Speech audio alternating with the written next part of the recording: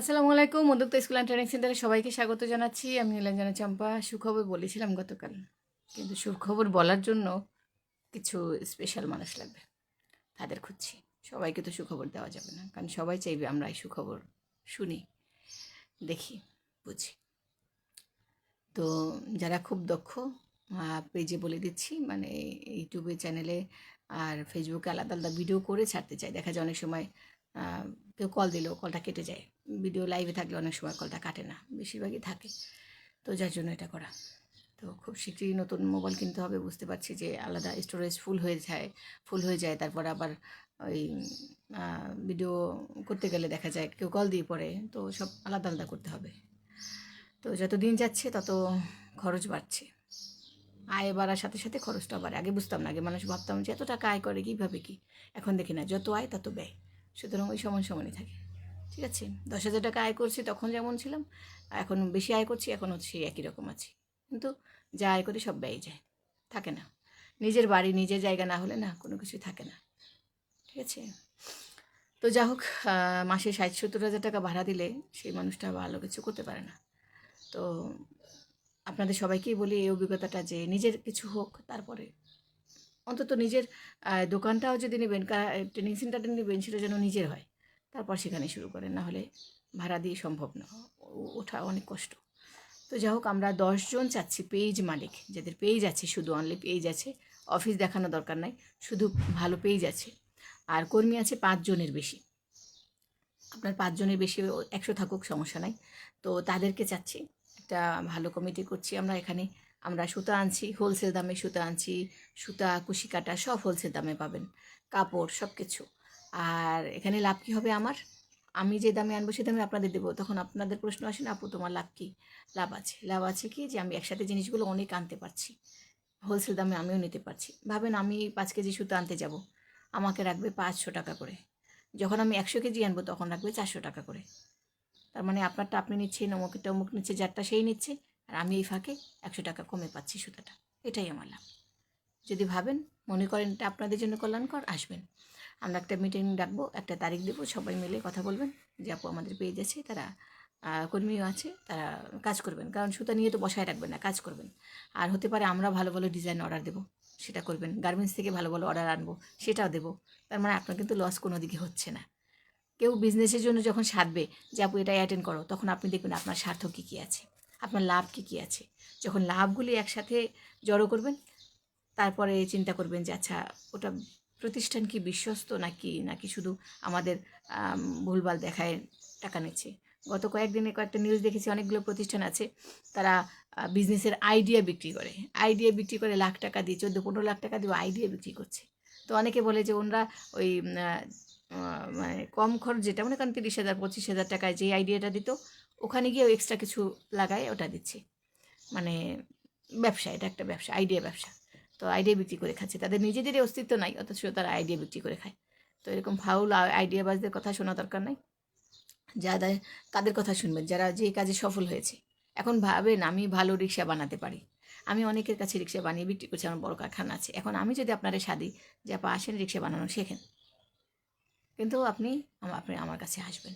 কিন্তু দেখা যায় আমি লোক দিয়ে কাজ করাই, আমার কারখানা আছে, আমি চেয়ারে বসে থাকি, আমি বললাম যে আসেন আপনি এখানে কাজ শিখেন আমার। তারপরেও কিন্তু আপনার দেখতে হবে যে হ্যাঁ, তার যেহেতু লোক শেখায়, কিন্তু সে কতটা দক্ষ। আমার ডিল হচ্ছে কার সাথে? মালিকের সাথে। মালিক কতটা দক্ষ, নাহলে বলবে কি ওই কর্মচারী দিয়ে কাজ করাইছি তো ওই শিখে ওই করছে, আমি তো জানি না, আমি তো বুঝি না, ওই এভাবে আপনাকে মানে ফাঁকি দিয়েছে। তাহলে কিন্তু আপনার ধরা খাবে। কিন্তু যদি দেখেন মালিক নিজেই রিক্সা বানায়, তার মানে তাকে আপনি ধরতে পারবেন যে ভাই তোমার কাছেই তোমার দেখে আসছি, তুমি বানাইছো, এতদিন দেখাইছো, তুমি আমার শিখাইবা।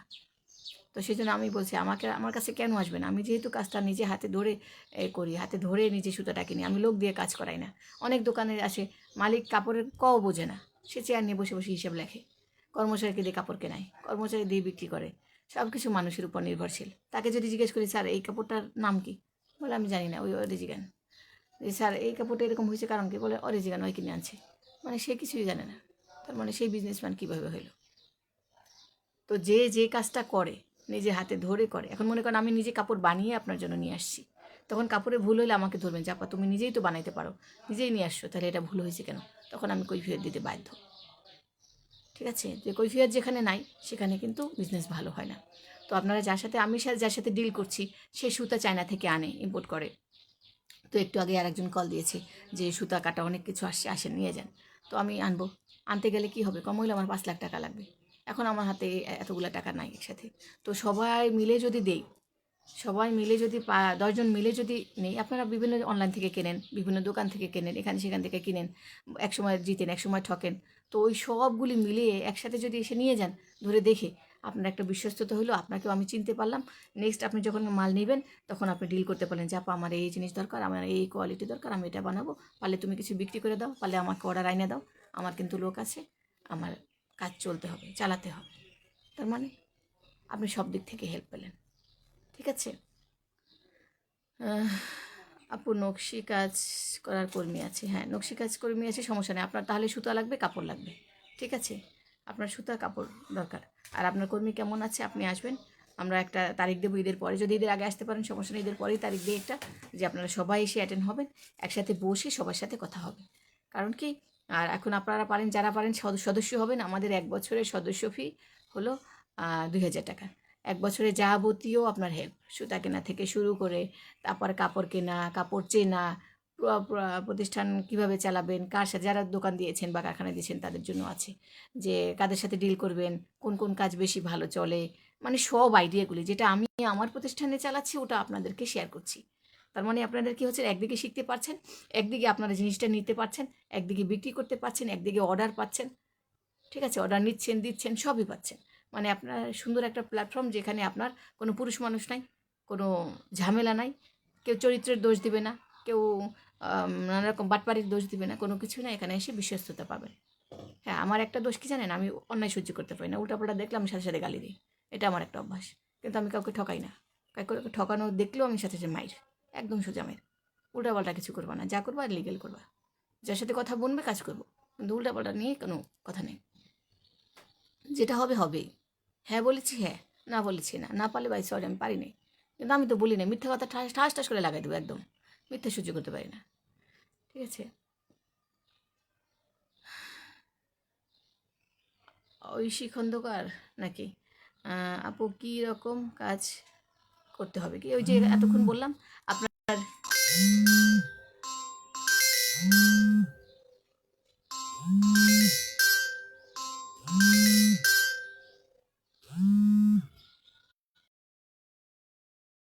হোক, আমার কথা হলো যে আমি যাদের সাথে ডিল করছি, যাদের সাথে কাজ করছি, আপনারা তাদের সাথেও কথা বলতে পারছেন।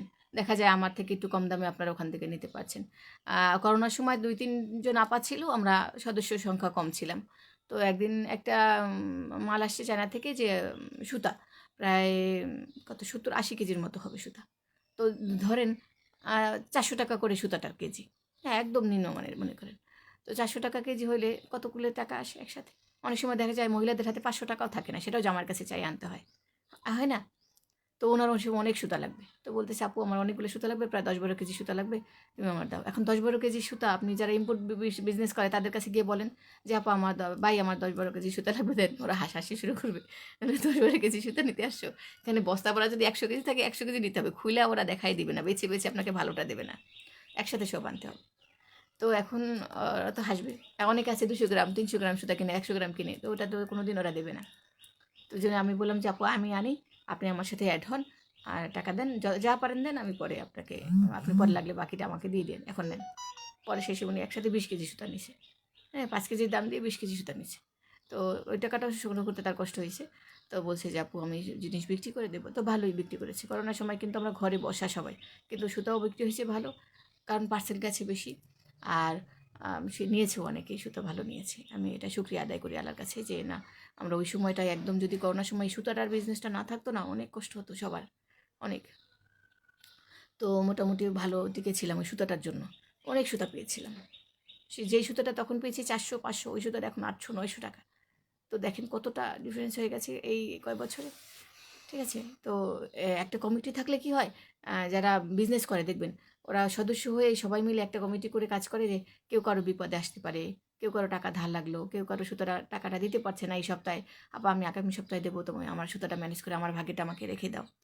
ভাবেন কোরবানির মাংসের মতো। 7 জনে ভাগ করে একটা গরু ভাগ করে নিয়েছে। একজনে বলল যে আপু আমি টাকা দিতে পারছি না, টাকাটা পরে দেবো, তুমি আমার ভাগটা রেখে দিও। তার ভাগটাকে রেখে দিলাম, ঠিক আছে তুমি পরে দাও, গরু তো কিনে আনছি তাই না?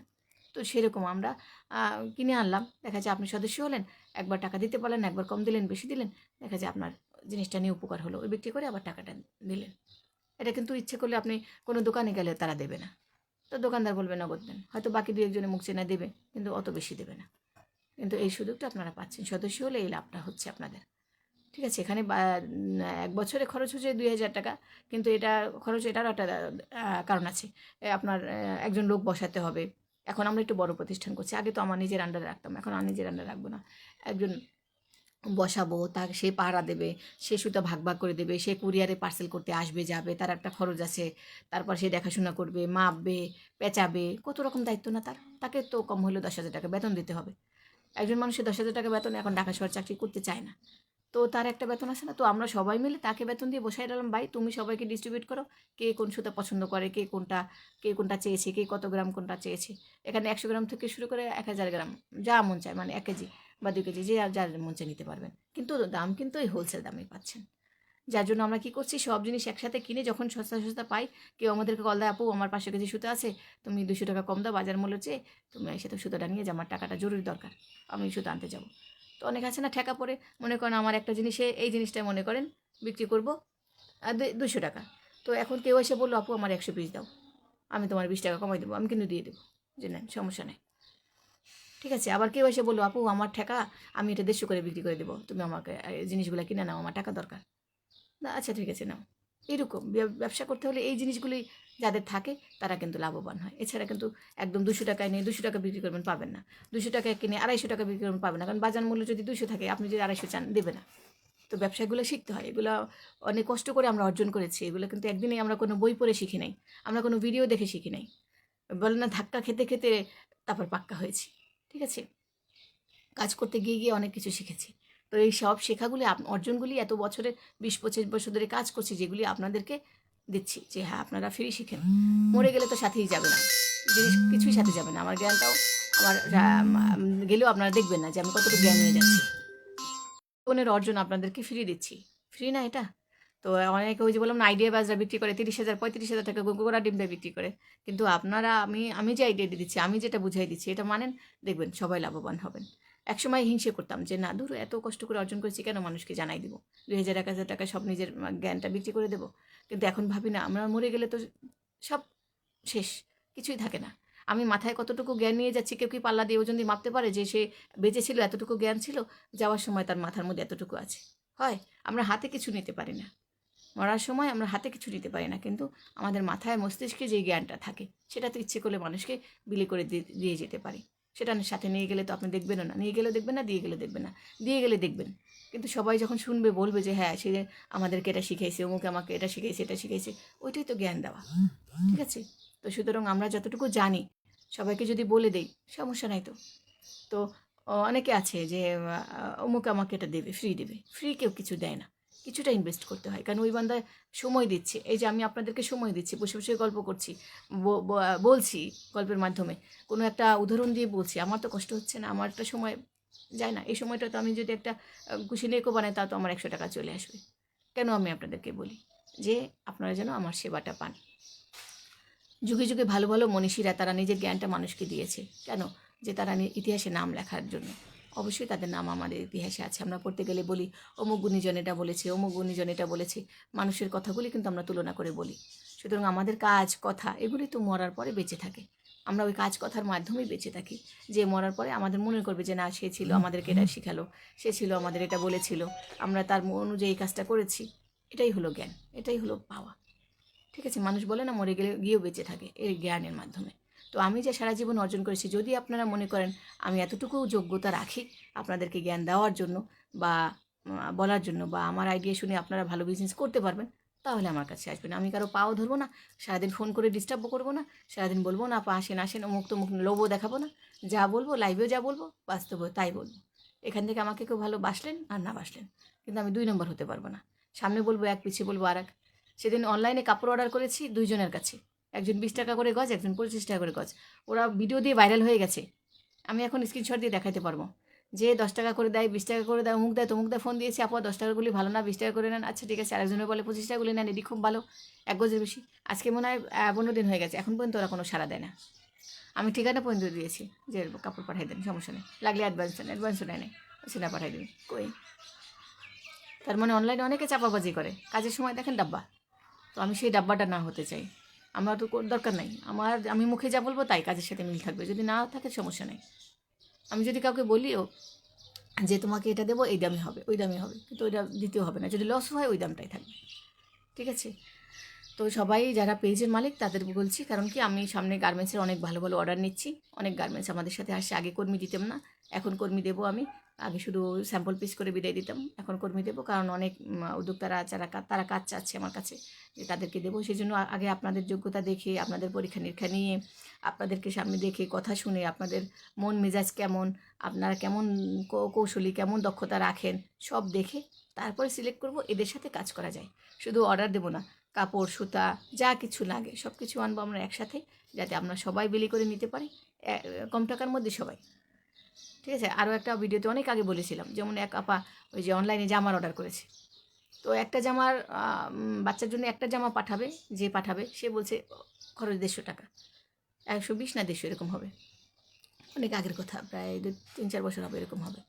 তো উনি একা অর্ডার করছে, এখন আমাকে এসে দেখায় আপু এটা জামাটা অর্ডার করছি, কিন্তু কুরিয়ার খরচই যাবে 150 টাকা বা 120 টাকা। বলছি আপনি একটা কাজ করেন, বলে আমার এখানে আমি আনলে আমার আশেপাশে সবাই নেবে। আমি বলি তাহলে সবাইকে জামাটা দেখাই দেন, কয়জনে নেবে, স্কুলের গার্ডিয়ান আর কি। আমি বলছি 4-5 জন একসাথে হন, একসাথে হয়ে বড় সাইজ ছোটো সাইজ ওদেরকে বলে দেন, বলে সবাই মিলে আনেন জামাটা, একটা প্যাকেট ওরা পাঠিয়ে দেবে। এখন কুরিয়ারের একটা প্যাকেট পাঠায়, প্যাকেটটা ভরা, একদম জাতা দিয়ে ভরা যায়, একদম গাদায় যত ভরা যায়, ওটার মধ্যে যতটুকু আসবে, সুন্দরবনে যারা পার্সেল দিচ্ছেন তারা জানেন যে পার্সেলে যতটুকু যাচ্ছে, পার্সেলের প্যাকেটে যতটুকু আনে ওই হিসেবে ওরা দাম ধরে। অনেক আছে ওজন হিসেবে, যেমন স্টেট ফার্স্টে আছে ওরা ওজন হিসেবে ধরে, ওরা ওজন হিসেবে দেয় না, ওরা প্যাকেট হিসেবে ধরে, প্যাকেটে যতটুকু ঢুকে। তো প্যাকেটে দেখা যায় একটা জামা ঢুকাইলেও যে দাম, আর 5টা ঢুকাইলেও সেই একই দাম, প্যাকেট ভরলেই তো হয়েছে না।